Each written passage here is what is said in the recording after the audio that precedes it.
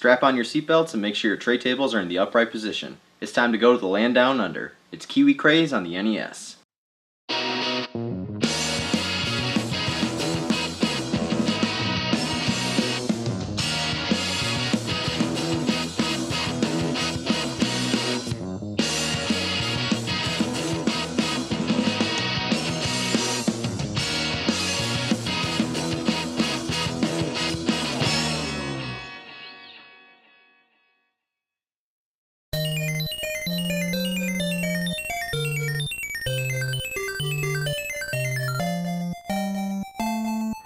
Riding their arcade success in the late 80s with games like Rainbow Islands, Operation Wolf, and of course, Bubble Bobble, Taito decided to revisit the action platformer genre with the New Zealand story.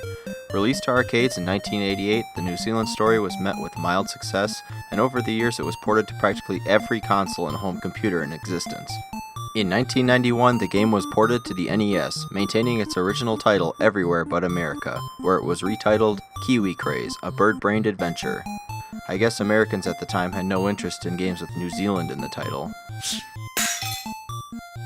As the title suggests, you play as a kiwi bird named Tiki, who along with his 19 friends and love interest Fifi, was kidnapped by her arch-nemesis, a blue leopard seal named Wally.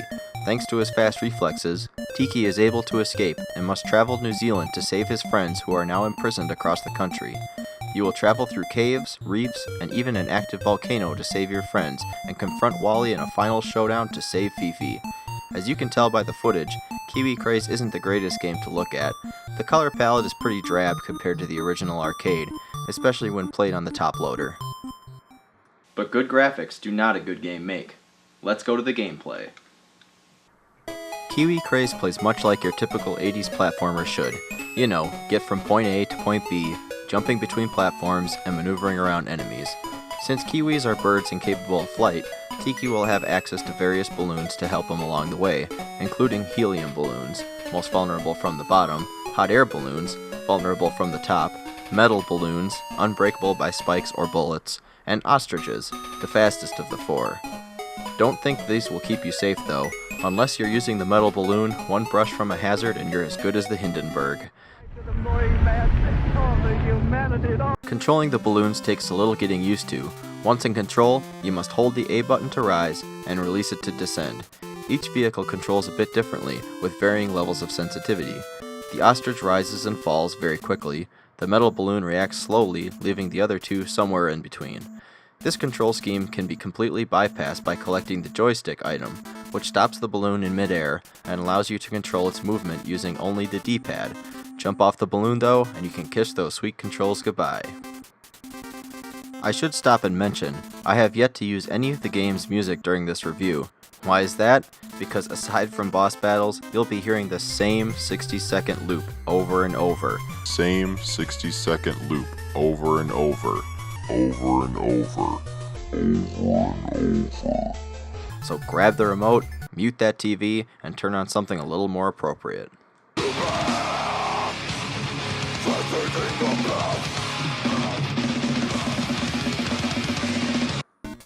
Now, even though you're not able to fly without a balloon, this doesn't stop Tiki from trying. I can make it on my own! You can flap your wings while in midair by tapping the A button to give yourself a slight increase in hang time on some of those longer jumps. Tiki is also able to swim, donning an adorable set of goggles and snorkel, but can only stay underwater for a limited amount of time. Aside from balloons, Tiki is given a wide arsenal of power-ups to use along his journey. Your default weapon is an arrow that shoots directly in front of you. You can also upgrade to a bomb, which is an arcing weapon, better suited for hitting enemies while in flight, and a laser gun, which can shoot through walls. There's also a magic staff, which gives Tiki momentary invincibility, a magic watch, which freezes time, and a magic book, which wipes the screen of enemies. These various power-ups and modes of travel provide you with numerous ways to get from start to finish. In some instances, you will be required to take a balloon or swim to your destination, but many times the stage will present you with multiple options. Are you better at piloting your way through flying enemies, or will you platform your way to the top? Would you rather trudge through combat zones on land, or take a chance at swimming? The game also contains a number of secret exits, which will warp you ahead in one of the next stages. This design choice sets the game aside from a lot of other platformers of the time. Not to mention it keeps the game from feeling too repetitive. And it would have been great if it weren't for one thing. The time limit. Now, I have no issue with time limits. Many great platformers have timers. They can add suspense in certain situations, and they focus the player on the primary goal of completing the level. But in Kiwi Kraze, they went about it completely wrong. If you were to jump into Kiwi Kraze for the first time, you'd think I was crazy. Chris, there's no time limit in this game. I don't see a timer anywhere. Then you'd continue playing, and this would happen. Wait, hurry up? What are they talking about? Am I being timed here?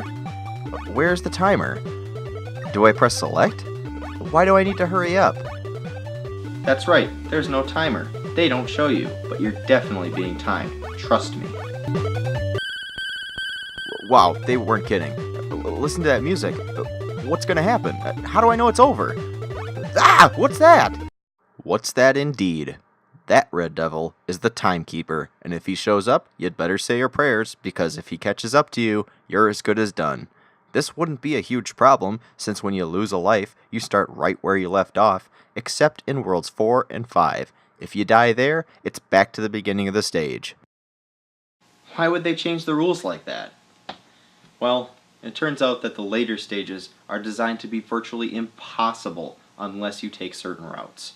You see, some directions will take too long, and you will inevitably run out of time.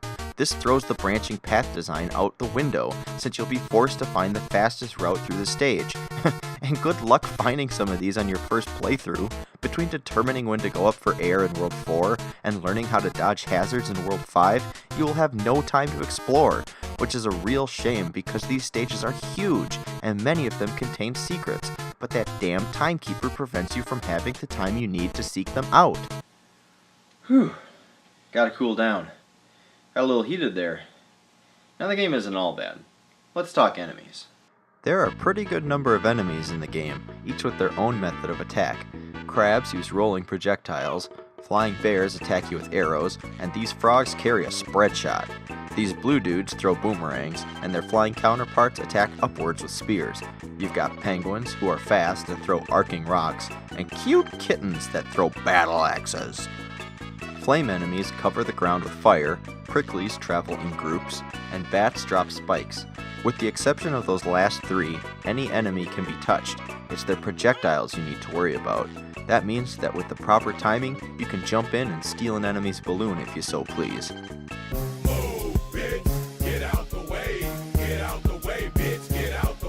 The bosses are also pretty cool. There are 4 major boss fights in the game, and their attack patterns are simple enough to understand, but not too easy that they feel like pushovers, except for the final showdown with Wally, but I'll get to that later.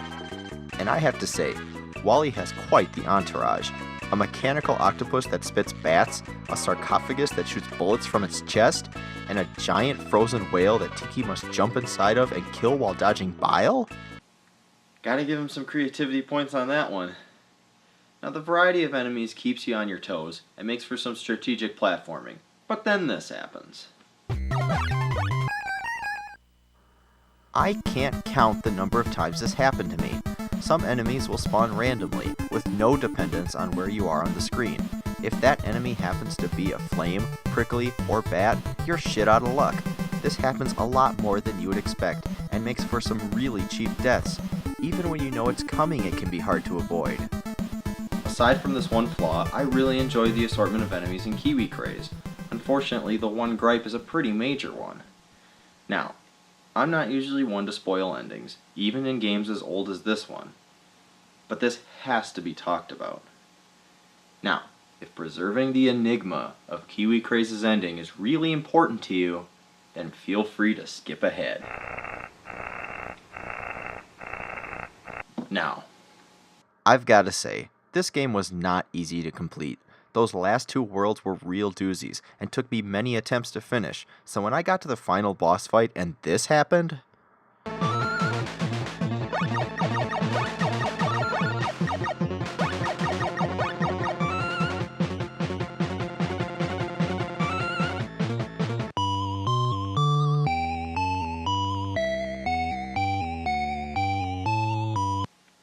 let's just say I was pretty bummed. one of the most significant bummers of my lifetime. I mean, this guy spits spiders, and sarcophagus thing over here shoots bullets from its chest. From its chest!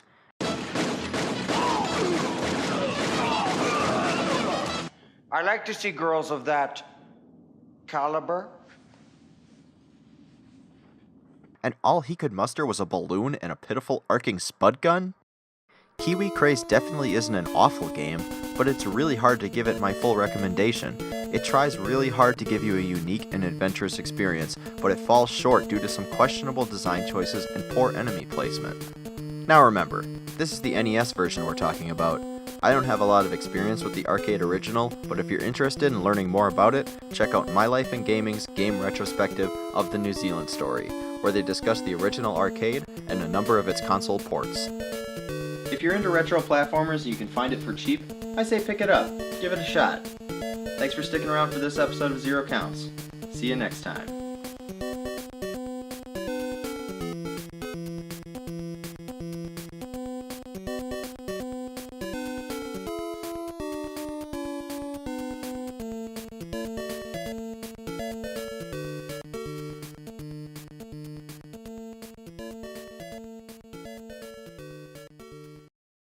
They're probably good.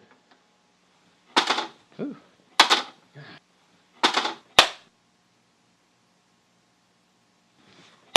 Damn it. Thanks for sticking around for this episode of Zero Counts. G'day, mates. I can't use that.